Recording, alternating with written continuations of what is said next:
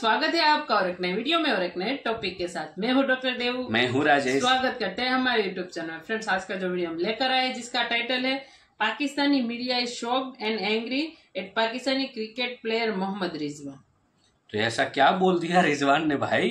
मोहम्मद रिजवान ने बोला था या किसने बोला था? हाँ नहीं, हाँ क्रिकेट, हाँ रिजवान ने ही बोला था। उसका एक इंटरव्यू भी वायरल बहुत हो। चलिए दोस्तों, पहले देख लेते हैं, आशा करेंगे पसंद आएगा, और पसंद आए तो लाइक और शेयर जरूर से कर दीजिएगा। चैनल पर पहली बार है सब्सक्राइब नहीं करते, साथ में सब्सक्राइब भी कर दीजिएगा। चलिए स्टार्ट करते हैं। हर इंसान 2 जीगा का वो ब्रांड एम्बेसडर है। अच्छा, वो सफीर है, ठीक है, वो पहले इस्लाम का है। कुछ नया जो उसके लिए उस टाइम जब इस्लाम का सफीर होता है, उसके लिए पाकिस्तान मायने नहीं रखता। वो अबे साले, वो दुनिया में कहीं पे भी जाता है तो इस्लाम को रिप्रेजेंट करता है अगर मुसलमान है तो। चड्ढा समझाओ इसे, समझाओ। जैसा कि मैं सालों से बोलता आया हूँ, हमेशा बोलता हूँ, अक्सर बोलता हूँ, चाहे पढ़ा लिखा हो, चाहे गंवार हो, चाहे मदरसे छाप हो, चाहे वहाँ की एलिट क्लास हो, चाहे वहाँ के पॉलिटिशियन हो, चाहे वहाँ के रिपोर्टर हो, और चाहे वहाँ के स्पोर्ट्समैन हो, सब के सब एक नंबर के जाहिल होते हैं। इनकी मेंटेलिटी सिर्फ जिहादी होती है। जो उसके लिए उस टाइम जब इस्लाम का सफीर होता है, उसके लिए पाकिस्तान मायने नहीं रखता। वो दुनिया में कहीं पे भी जाता है तो इस्लाम को रिप्रेजेंट करता है अगर मुसलमान है तो। अरे फांसड़ी के जाहिल। तो अकेले रिजवान तो खाली इस्लाम के एम्बेसडर नहीं है,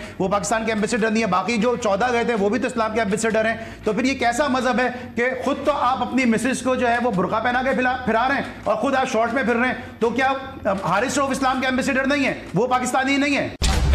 बोलने दे, तकलीफ हुआ है बेचारे को। बोल।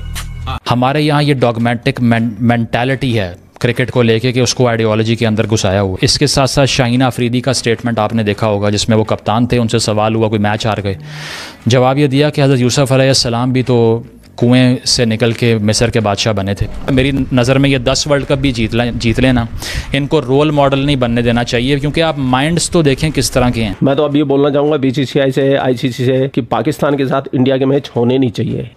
ये रिजवान कोई क्रिकेटर नहीं है, ये जिहादी है। पता नहीं कब क्रिकेट के मैदान में जैकेट पहन के आ जाए और फट जाए इंडिया टीम के साथ में। तो भैया मैं तो BCCI से रिक्वेस्ट करना चाहूँगा, हमारी टीम को वहाँ भेजने का प्लान भी नहीं बनाए। जानी तो नहीं है, मैं भी जानता हूँ, लेकिन आप प्लान भी नहीं बनाओ। आदमी बहुत ज़्यादा मजहबी हो जाता है तो उस तकब्बुर का शिकार हो जाता है कि मैं बहुत ज़्यादा मजहबी हूँ, मेरे सामने दूसरे लोग तो बिल्कुल मजहबी है ही नहीं। मैं जितनी इबादत करता हूँ, मेरे सामने कोई इबादत, मेरे कंपेरिजन है ही नहीं, मेरे मुआवजा है ही नहीं।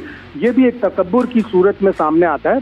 लेकिन स्पोर्ट्स में रिलीजन कहाँ से आ जाता है भाई? मुझे कोई समझा दो जरा यार।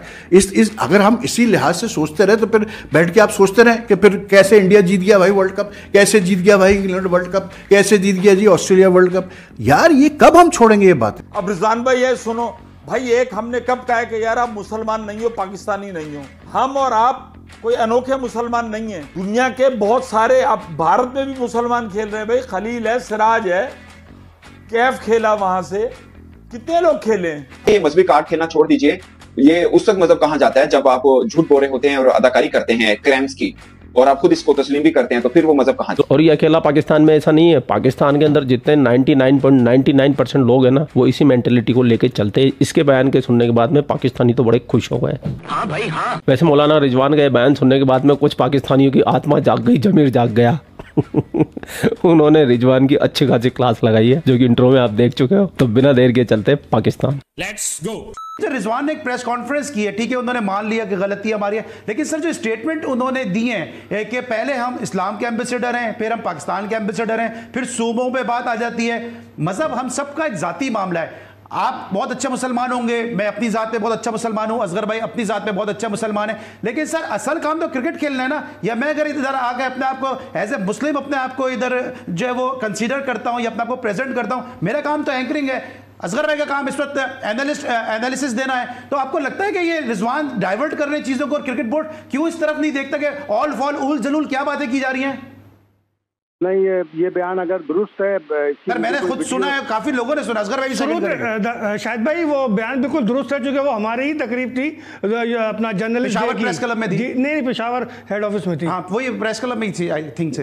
हाँ, ये जो मजहब की बात है, जो भी मुसलमान है, जो भी नमाज पढ़ता है, जो भी मुख्तलिफ नेकी के काम करता है, वो अपनी ज़ात के लिए, अल्लाह ताला के लिए करता है। उसका प्रचार, उसका बहुत ज़्यादा बोलना दुरुस्त नहीं है।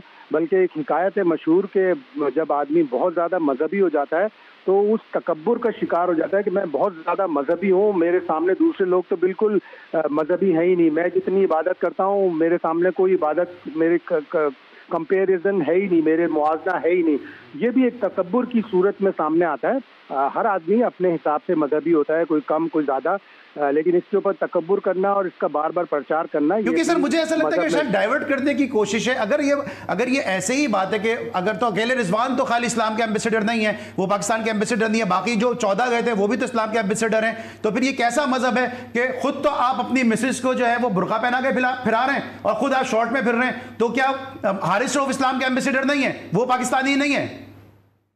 सारे लोग हैं, इस्लाम के भी एम्बेसडर हैं, पाकिस्तान के भी एम्बेसडर हैं, और उस पूरी कौम के लिए जो 25 करोड़ अवाम जो पागलों की तरह से क्रिकेट देखती है, उनके पास एक ही तफरीह है, उनके भी एम्बेसडर हैं, उनके भी सफ़ीर हैं, जब वो बाहर जाते हैं उनकी भी तर्जुमानी करते हैं, उनको भी जीत देते हैं, उनको भी शिकस्त से उनके दिल टूटते हैं। तो इसी तरह दूसरे लोग भी हैं। इसका मजहब का और अपनी नेकियों का प्रचार करना किसी भी तौर दुरुस्त नहीं है, और इसको क्रिकेट से रिलेट करना, हारने के ऊपर तौजीहात पेश करना कि मैं हारा जरूर हूँ लेकिन मैं बहुत ही मजहबी हूँ, ये इसका कोई जवाब नहीं बनता, इसका कोई मवाजना नहीं बनता। आप प्रेस कॉन्फ्रेंस कर रहे हो, यहाँ लोग पूछना चाह रहे हैं आपसे कि आप वर्ल्ड कप में क्यों फ्लॉप हुए, आपने इतना गंदा शॉट खेला अगेंस्ट इंडिया, आप वो सब छोड़ के आप बाकी सारी बातें आप कर रहे हो। ये कब तक चलेगा यार? ये कब तक हम इस तरह मतलब ये चीज़ें करते रहेंगे? और यार क्रिकेट इज़ अ प्रोफेशन, आपको अल्लाह ताला ने इतनी इज्जत दी है, इतना टैलेंट दिया है, मतलब आपको अल्लाह ताला ने एक मौका दिया है कि आप अपना नाम मतलब बड़ा करो, आप अपने मुल्क का नाम बड़ा करो। आप अगर अच्छा परफॉर्म करेंगे, पाकिस्तान टीम अगर मैचेस जीतेगी, उससे बड़ी क्या मतलब प्रमोशन हो सकती है यार? मुझे बता दें इस्लामिक की, क्योंकि we are a Islamic country, तो उससे बड़ी कोई प्रमोशन हो सकती है भाई? लेकिन स्पोर्ट्स में ऐसे नहीं होता है यार। स्पोर्ट्स में religion is a personal thing, एक पर्सनल स्पेस होता है। I am being very honest today. लेकिन स्पोर्ट्स में रिलीजन कहाँ से आ जाता है भाई? मुझे कोई समझा दो जरा यार। अगर हम इसी लिहाज से सोचते रहे तो फिर बैठ के आप सोचते रहे कि फिर कैसे इंडिया जीत गया भाई वर्ल्ड कप, कैसे जीत गया भाई इंग्लैंड वर्ल्ड कप, कैसे जीत गया जी ऑस्ट्रेलिया वर्ल्ड कप। यार ये कब हम छोड़ेंगे ये बातें? इंटेलेक्चुअली ड्वार्फिज्म है हमारे अंदर यार, हमारे प्लेयर्स के अंदर। मतलब बजाय उसके बैठ के उसने बात करनी हो कोई कि मतलब यार तुम ये बताओ तुम लोग सोच रहे थे इंडिया के खिलाफ खेलते हुए कि एक विनिंग पोजीशन तुम हार गए, क्या सोच के तुम यूएसए से हार गए, और फिर ऊपर से फिर मतलब मिसलीड आप कर रहे हो लोगों को। सच्ची बात नहीं, सबसे बड़ी चीज तो ये है अच्छा मुसलमानों की निशानी कि आप सच बात करें भाई, सीधी बात करें, जो बात है वो करें, एडमिट करें कि हाँ जी ये हुआ है। गलत बयानी से काम ले रहे हैं। ओ जी ये टीम में जो लोग बात कर रहे हैं कि जी लड़ाई झगड़े हैं, ये टीम तो वो टीम है जो सेमीफाइनल खेली है और पहले तो कभी, अरे क्या आपने क्या अचीव किया है यार? हमारे यहाँ ये डॉगमेटिक मेंटालिटी है क्रिकेट को लेके कि उसको आइडियोलॉजी के अंदर घुसाया हुआ है। साथ साथ ये कि आपने वकार यूनुस का स्टेटमेंट सुना होगा जिसमें उन्होंने ये कहा कि इंडियन प्लेयर्स के सामने जो सजदा किया वो बहुत अच्छा लगा मुझे। उसकी वजह यह है कि वो शो करता है कि मैं तो बहुत प्राउड फील किया कि हिंदुओं के सामने सजदा किया जाके उन्होंने। ये वो प्लेयर हैं जो कि ग्रेट्स हैं अपने टाइम्स के, ठीक है। इसके साथ साथ हमने ये भी सुना है कि अभी रिसेंटली इजाज़ अहमद साहब ने जो रेसिज्म फैलाया है, जो क्रिकेटर हैं पाकिस्तान के एक्स, वो कहते हैं कि दरअसल ये पश्तून प्लेयर्स को कुछ पता ही नहीं होता। तो भाई पंजाबी प्लेयर्स को क्या पता है कि कप्तानी तो वही कर रहे हैं, उन्होंने क्या कर लिया आप बता दें। सबका ही IQ लेवल जब ज़मीन पे है तो फिर आप एक्सपेक्ट किससे करेंगे कि वो लीडर बनेगा कल को जाके। इसके साथ साथ कामरान अकमल का स्टेटमेंट देख लें अभी रिसेंटली, जो उन्होंने सिख्स के बारे में बोल दिया कि जो सिख कम्यूनिटी है वो तो वैसे ही रात के टाइम पता नहीं क्या हो जाता है और ये वो। तो ये चीज़ें हैं कि इसके साथ साथ शाहीन आफरीदी का स्टेटमेंट आपने देखा होगा जिसमें वो कप्तान थे, उनसे सवाल हुआ कोई मैच हार गए, जवाब ये दिया कि हज़रत यूसुफ अलैहिस्सलाम भी तो कुएं से निकल के मिस्र के बादशाह बने थे। मुश्किल के बाद आसानी है, ये तो हमें मानना चाहिए। यूसुफ अलैहिस्सलाम को कुएं से उठा के मिस्र का बादशाह बना दिया था अल्लाह ताला ने। मुझे समझ नहीं आती कि कैसे इश्तिहारों में इनको ले रहे हैं और किस तरह से आपने इनको चैम्पियन बना के पेश किया हुआ है। मेरी नज़र में ये 10 वर्ल्ड कप भी जीत लेना, इनको रोल मॉडल नहीं बनने देना चाहिए, क्योंकि आप माइंड्स तो देखें किस तरह के हैं। एथलेटिक्स में क्या माइंड यूज़ नहीं होता? हैंसी क्रॉनिया को देख लें, इमरान खान इटसेल्फ देख लें कि उसके अंडर टीम बेहतर परफॉर्म क्यों कर रही थी, क्योंकि ये हरकतें नहीं हो रही थी इसलिए। खैर आप लोगों को क्या विचार है कमेंट सेक्शन आपका। आप बिन पाकिस्तानियों को रगड़ा लगाते हुए जरूर जाइएगा। आप लोग अपना ख्याल रखें। आपको भाई आपके लिए पाकिस्तान से रिलेटेड वीडियो लाता रहता है। जय हिंद, वंदे मातरम, जय श्री राम, जय श्री राम, जय श्री राम। थैंक यू दोस्तों वीडियो को यहाँ तक देखने के लिए। देखो पाकिस्तानियों, आपके क्रिकेटर जो बकवास बातें कर रहे हैं, देखो अभी इन बातों के लिए इस दुनिया में अभी का जो दौर चल रहा है ना, उस दौर में कोई जगह नहीं है। सही मायने में सही बताओ, मैं ऐसा नहीं बोला कि आप मुस्लिम समाज का नाम ले, इसलिए भाई हम हिंदू है, हम भी कहीं पे जाके ऐसी बातें करेंगे ना, कोई एक्सेप्ट नहीं करता।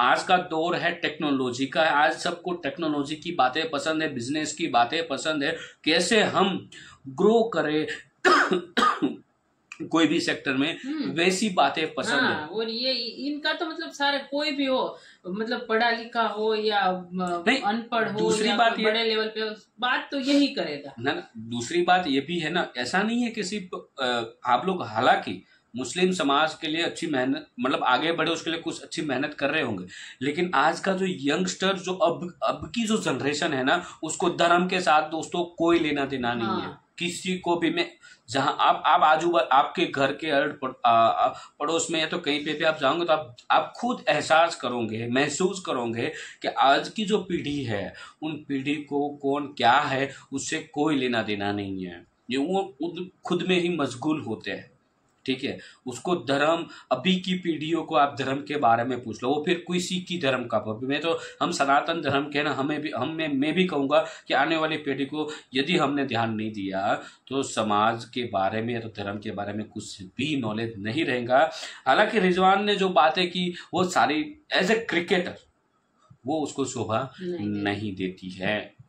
आप हर बार इसी बातों से ही लगे रहते हो, आपका काम है खेलने का, उसमें ध्यान नहीं देते हो। हालांकि रिजवान बहुत कुछ थोड़ा बहुत ध्यान दे ही देता है वैसे भी उसका विकेट कीपर है पाकिस्तान का और ओपनर भी है पाकिस्तान टीम का, अच्छे मेहनत भी करते हैं। लेकिन जब बड़े मंच पे बोलने का टाइम आए तो आज आने वाली पीढ़ी को अच्छा संदेश दो, आने वाली पीढ़ी को खेल कूद के बारे में बताओ, क्योंकि आने वाली पीढ़ी है ना मोबाइल में ही पड़ी रहती है। सबको मोबाइल, गेम, ये टीवी, ये मतलब जो टेक्नोलॉजी है ना वो उसी में ही वो बड़ी हो रही है। तो उसकी रिलेटेड आप एक स्पोर्टमैन हो तो स्पोर्ट की बातें करो, आने वाली पीढ़ी को समझाओ खेलना कितना जरूरी है, फिजिकली खेलना वो समझाओ। फिर तो पता ही है सबको, 20-30 साल के हो जाएंगे, फिर एक ही काम है, नौकरी करो या तो बिजनेस करो, सुबह 8 बजे निकल जाओ, रात को 8 बजे घर आओ, यही काम है फिर सबका। ये संदेश तो मतलब मौलाना तो बैठे ही है देने। हाँ, आपके मौलाना फ्री में बैठे हैं, कुछ काम धंधा नहीं उसके पास, उसके लिए छोड़ दो। वीडियो दोस्तों यहाँ पे समाप्त करेंगे, आपसे विदाई लेंगे, मिलेंगे और एक नए वीडियो में आपके साथ। टिल देन, जय हिंद, जय भारत।